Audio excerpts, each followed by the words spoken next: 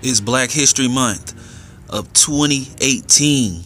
And I wanted to let everybody know that regardless of your race, you're a part of Black history. And that Black History classes, Black History Month came out of the fact that Black history was left out of the normal curriculum. Wasn't considered a part of normal history, so we had to create it in response to let people know that blacks did contribute to society and the world. Alright, so I interviewed some people because I wanted to take a different outlook on Black history. Please enjoy this interview. You're all a part of Black history.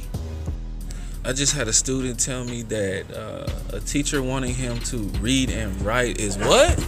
Slavery. Slavery is when people read and write. I could have swore that during slavery time, black people could not read and write. Is that true? That is true. So now, isn't it amazing how things have changed, that an African American would say slavery is actually reading and writing? What do you think of that?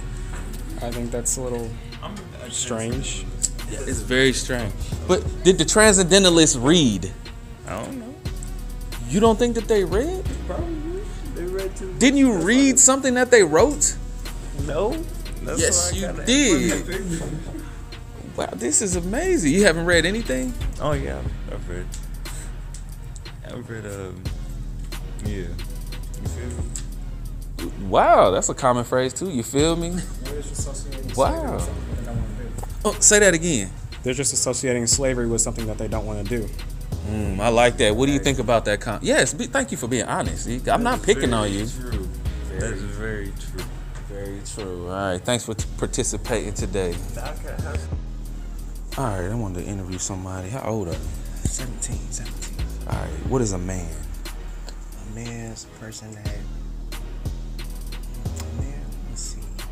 A man is a person that stick behind what they talk about, own up to what they do, take care of their responsibilities, set goals for themselves for life. All right, so then would you say that toughness is connected to manhood?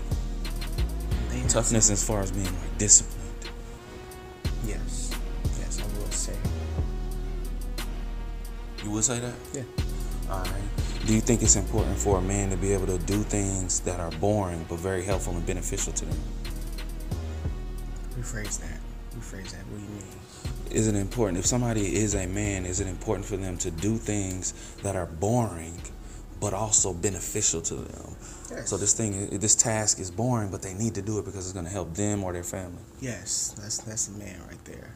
Okay. No matter about what it is, no matter about how important it is, you know what you need to do, and it needs to be done. All right. Now, I say that to lead up to the fact that most of my students that are male do not read. And that takes a sort of toughness. Because, go ahead, you define toughness so you can see if you agree with me or not. Toughness. In truth, I can't really define toughness. I got a lot of definitions under that. Would you say toughness is being able to do something you don't want to do? Yes. Otherwise, it wouldn't be tough, would it? No. So is it tough to read? No. Not at all. Then how come I don't see you reading?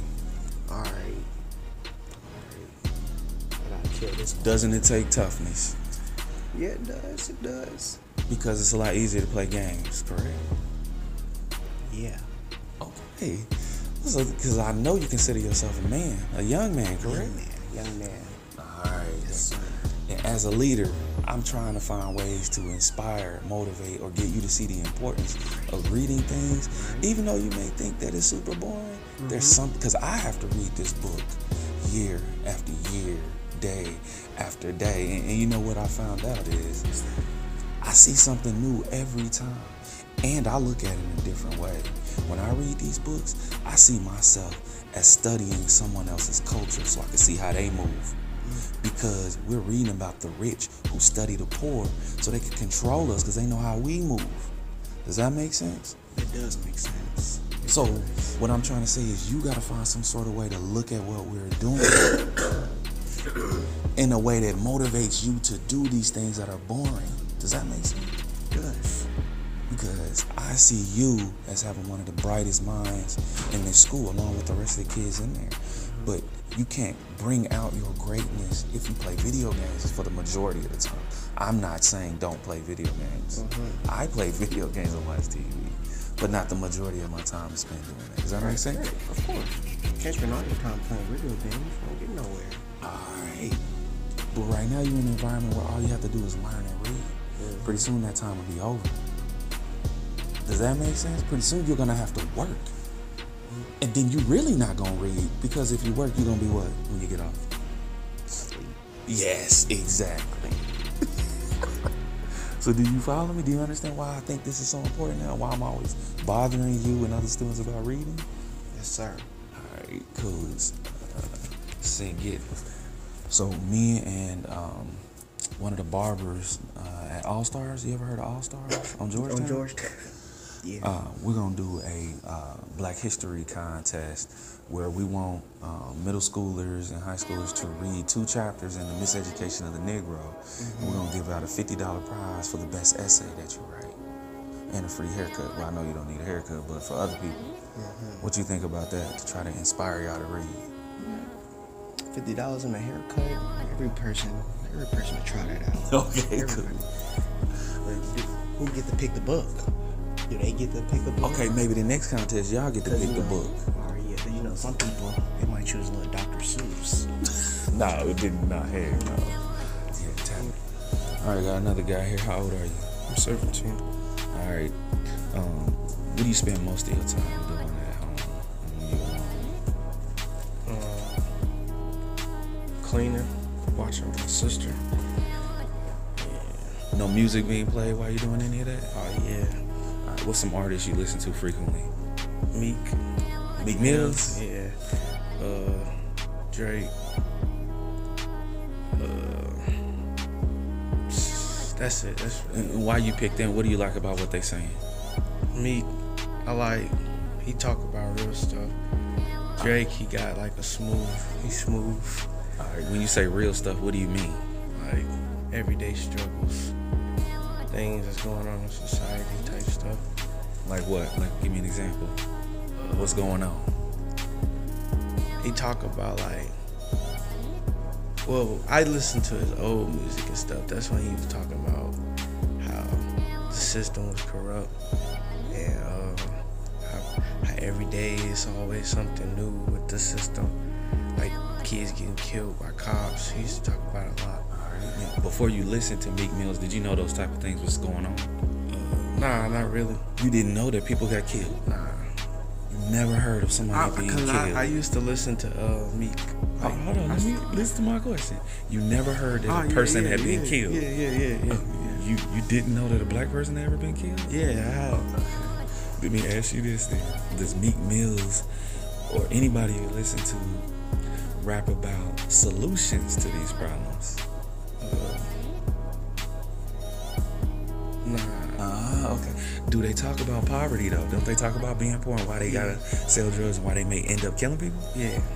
But no solutions? Nah. No solutions to poverty either, huh? Nah. Do you think that constantly hearing the problem and not being offered solutions will actually help you and other young people when you become adults? Nah. No. Do you think this is by accident that you have such good lyrics and beats for ideas that don't help you? Do you think that's on purpose? Do you understand what I'm asking you? Say that again. Do you think that it's a deliberate act that the music you want to listen to is music that has ideas that will never help you when you're an adult? Yeah.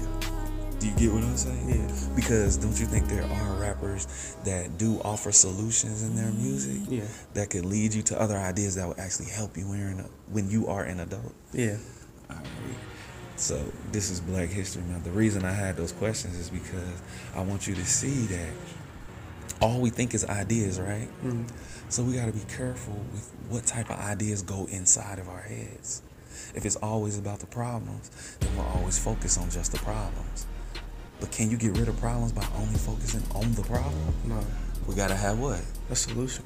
Right. So that's why I'm in class always talking about we need to be exploring different people with different ideas. Because if we're only around people that agree with us and think like us, then we can't break out of any problematic situations that we're in. Does that make sense?